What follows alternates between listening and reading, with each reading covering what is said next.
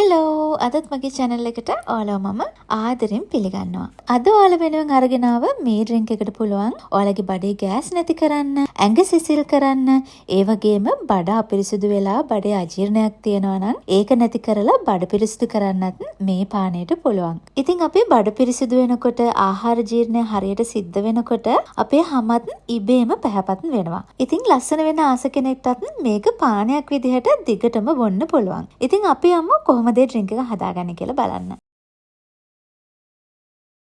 ඉතින් මේකට මුලින්ම මම පාවිච්චි කරන්නේ කියුකම්බර්. ඉතින් ඔයාලට පුළුවන් කියුකම්බර් වල සුදු පාට එක වුණත් මේකට පාවිච්චි කරන්න. ඉතින් මම මේ වෙලාවේ කොළ පාට කියුකම්බර් එක තමයි ගර්කින්ස් එක තමයි මේකට පාවිච්චි කරන්නේ. ඉතින් ඔයාලා මේ විදිහට කියුකම්බර් පෙති කපාගෙන ඒක චූටි චූටි වලට කෑලි කපාගෙන ග්ලාස් එකකට දාගන්න. ඉතින් පිපිඤ්ඤ කියන්නේ ඇඟ සිසිල් කරන හොඳම වෙජිටබල් එකක්. ඉතින් ඔයාලා මේ ඩ්‍රින්ක් එකට අනිවාර්යයෙන්ම කියුකම්බර් එකතු කරගන්න. ඊළඟට මම මේකට පාවිච්චි කරන්නේ කැරට්. ඉතින් කැරටුත් ඔයාලා කලින් පිපිඤ්ඤ කැපුවා වගේම චූටි පෙති කපාගෙන පොඩි කෑලි වලට කපාගෙන අර ග්ලාස් එකටම එකතු කරගන්න. ඉතින් ඔයාලා දන්නවා කැරට් කියන්නේ අපේ ස්කින් එක පැහැපත් කරන හොඳ වෙජිටබල් එකක් කියලා. ඉතින් ඔයාලට පුළුවන් මේ ඩ්‍රින්ක් එකට මේ විදිහට කැරටුත් එකතු කරගන්න. ඊළඟට මම මේ ඩ්‍රින්ක් එකට පාවිච්චි කරන්නේ රතු ලූණු. ඉතින් ඔයාලා හොඳට මතක තියාගන්න මේකට ගන්න ඕනේ ලොකු ලූණු එක නෙමෙයි. ඒ කියන්නේ රට ලූණු එක නෙමෙයි රතු ලූණු කියලා. ඉතින් මේ රතු ලූණු ඇත්තටම අපේ ඇඟ සිසිල් කරන්න ගොඩාක් උපකාරී වෙන දෙයක්. ඉතින් ඔයාලා දන්නවා ඇති ගැස්ට්‍රයිටිස් වලට අපි හදලා බොන බත් කෑන් දෙකටත් අපි ගොඩක් වෙලාවට රතු ලූණු දාලා තමයි ඒ කෑන් දෙක හදාගෙන බොන්නේ. ඉතින් ඔයාලා මේ ඩ්‍රින්ක් එකටත් හොඳට මතක තියාගන්න රතු ලූණු ඇඩ් කරන්න. ඒකෙන් ඔයාලගේ ගැස්ට්‍රයිටිස් අඩු වෙලා ඇඟ හොඳට සිසිල් කරනවා. ඉතින් රතු ලූණු කියන්නේ ගැස්ට්‍රයිටිස් වලට හොඳම හොඳ බෙහෙතක්.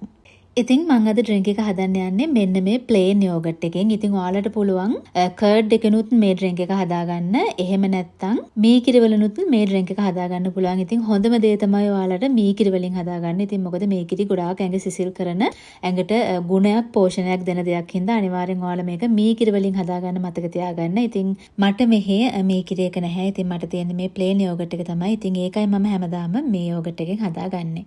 ඉතින් ඔයාලා මේ විදිහට ප්ලේන් යෝගට් හරි කර්ඩ් හරි මී කිරි එක හරි අරගෙන ඒක බ්ලෙන්ඩර් එකකට දාලා ලුණු චුට්ටක් දාලා වතුර චුට්ටක් දාලා හොඳට බ්ලෙන්ඩ් කරගන්න. අවශ්‍ය ප්‍රමාණයට වතුර දාන්න. මොකද බ්ලෙන්ඩ් වෙන්න වතුර චුට්ටක් අවශ්‍ය වෙනවා. ඒ නිසා වතුර චුට්ටක් දාලා ලුණු චුට්ටක් දාන්න. ඔයාලා මී කිරි වලින් හදනවා නම් ඒත් ඔයාලා කර්ඩ් වලින් හදනවා නම් ලුණු දාන්න එපා. මොකද කර්ඩ් එකේ මට මතක විදිහට පැණි රස චුට්ටක් තියෙනවා. ඉතින් ඒකට ලුණු දැම්මොත් එහෙම රස වෙනස් වෙලා ඔයාලට බොන්න අප්පිරේ වෙන්න පුළුවන්. ඉතින් ඒ නිසා කර්ඩ් එකෙන් හදනවා නම් ඔයාලා ලුණු දාන්න එපා. ඉතින් ඔයාලට ලුණු නැතුව උනත් මේක බොන්න පුළුවන්. ඉතින් මට නම් රසට චුට්ටක් ඕන නිසා තමයි මම ලුණු චුට්ටක් දාන්නේ. ඉතින් ලුණු බොන්න නැති තරමට ඇඟට හොඳයි. ඉතින් ඔයාලා කැමති නම් මේකට ලුණු එකතු කරගන්න. මට නම් ඉතින් මේක දියරහට බොන්න බැරි නිසා තමයි මම ලුණු චුට්ටක් එකතු කරගන්නේ. ඉතින් මේ ඩ්‍රින්ක් එක ඔයාලා මේ විදිහට හදාගෙන ඔයාලට පුළුවන් ඔයාලා කෑම ගත්තට පස්සේ කෑම කාලා අවසානයේදී ඔයාලට මේ වගේ ඩ්‍රින්ක් එකක් හදාගෙන බොන්න. නැත්නම් ඔයාලට පුළුවන් උදේට පාන්දරම නැගිටට පස්සේ හිස්බඩ මේ වගේ ඩ්‍රින්ක් එකක් හදාගෙන බොන්න.